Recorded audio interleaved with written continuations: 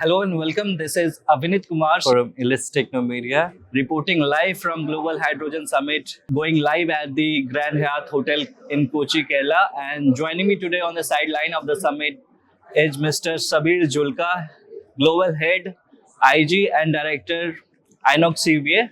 Hello, sir, Hi, and thank you Abhineet. for taking out your time to be with us for this interview. Thank you. It's a pleasure. So let me begin by asking you, sir, what is your overall experience of attending this summit and what are your key takeaways that you draw from here and how is it aligned from your INOXCBA mission? We've been in touch with the key organizers and the top bureaucrats involving in spreading the hydrogen mission across the country and, of course, starting from Kerala. We're very happy to be here because the who's who of the stakeholders in the industry are here in some form or the other as speakers or delegates or exhibitors or participants.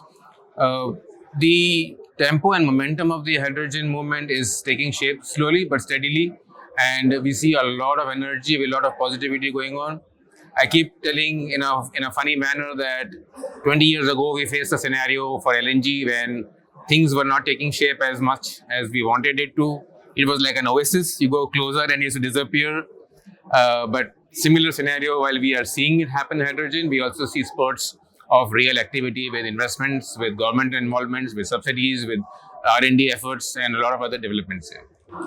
Sir, global hydrogen is taking center stage all across the world. A lot of emphasis being given by government across India and across world. So how is INOX-CBA? What is its offering regarding green hydrogen landscape? We specialize in cryogenic liquid storage, distribution, and transport solutions, which we have been managing for almost 32 years now.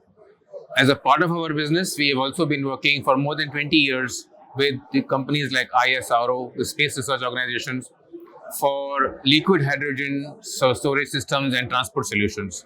Which means while the world is today talking about hydrogen in a large way, in a commercial way, in very closed premises like space applications, we've always been involved there, even for more critical applications like helium, because of our expertise, because of IP knowledge.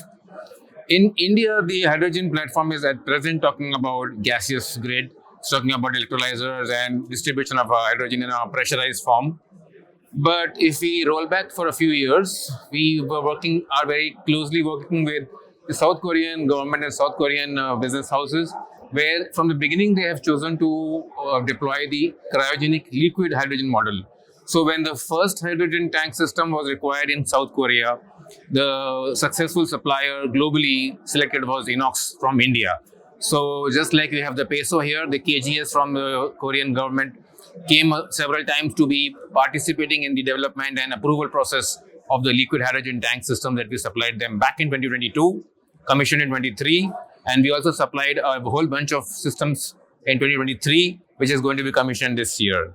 So my case in point is the hydrogen system there is all liquid hydrogen production and distribution in a liquid grid, and then it is distributing into the gas refueling stations and other applications where they are going to use the hydrogen for the rapid transportation and mobility. In India, we are more of wait and watch until the entire economics translates to a larger number of molecules going over a distance than metal in a high pressurized system. So when that comes to the liquid state is where we will be involving. While we are talking, we're also talking to opportunities in marine transportation or marine shipping, where a few years ago the fossil fuel systems changed to LNG systems, and we were among the front runners offering the LNG fuel tank management systems, which could convert all the vessels from conventional fuel to LNG, and then the new vessels being built in the shipyards were already being fitted with tanks supplied from people like us who were offering liquid LNG tanks. Now, as we speak, we are also in the process of receiving the similar marine class approvals for liquid hydrogen tanks for marine, which means the entire infra is moving towards development in the marine sector as well for liquid. Why liquid? Because it's only where you can get more distance, more reach. Otherwise, gas is to a limited extent that it can fuel the cells or fuel the engines. So all going well, in a few 6 months from now, maybe less than a year, we should be boasting of offering some liquid hydrogen actual tank solutions as well. And we're just waiting for the investments and the government to step in and make it possible soon. Great, sir. Great for explaining in detail INOXCVA offerings with regard to hydrogen. Green hydrogen is still in its nascent stage if we talk about the proliferation or and large scale adoption. What challenge do you feel or what bottlenecks do you feel with regards to its large scale adoption in the country, and how can it accelerate the ongoing energy transformation in the country? From a manufacturer's perspective, we see two important challenges, Abhineet. One is the market. You have to have the users of the fuel systems switch from conventional or regular fuels or blend hydrogen into their systems so that they can adapt it and the market comes in, so that sustainability and the green hydrogen takes shape. To that extent, the government's involvement, the subsidies, the participation along with the private parties to have the production, the distribution and the applications is something that can grow, can happen in tandem with the government and the business. No one can work independently. From the manufacturer's point of view, hydrogen is a bit more tricky animal to tame.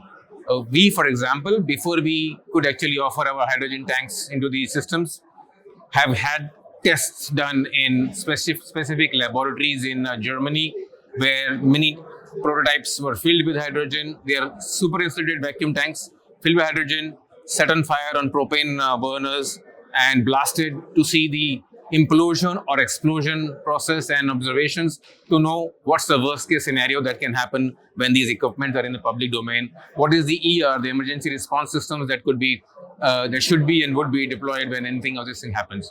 In short, safety of the equipment and safety of the users, the safety of the masses is of prime when you are using a high pressure gas system or a cryogenic system like ours. Great, sir. Great. And last question, sir. With India's ongoing energy transformation and its commitment at Glasgow Summit about the net zero target by 2070, and a state like Kerala is setting a trend to achieve that target by 2040 only. So how do you see public-private collaboration in this regard, and how is INOXCVA going to play its role in this domain? It's two different parts actually. We can't lead. We follow as a stakeholder in the entire value chain. So as I mentioned, we are in a very specific niche area. Our group company, INOXCVA, is doing it big in also becoming one of the biggest ammonia producers of the country soon. So as a group, we are very focused on supporting the green mission of India and making things, the dream come true. And we are collaborating with any opportunity possible so that the cryo chain or the value chain develops, the applications develop, and the market develops. Yeah. So we see it happening very soon. Yeah. Thank you, sir. Thank you for Thank you sharing very much. relevant Yeah. insights.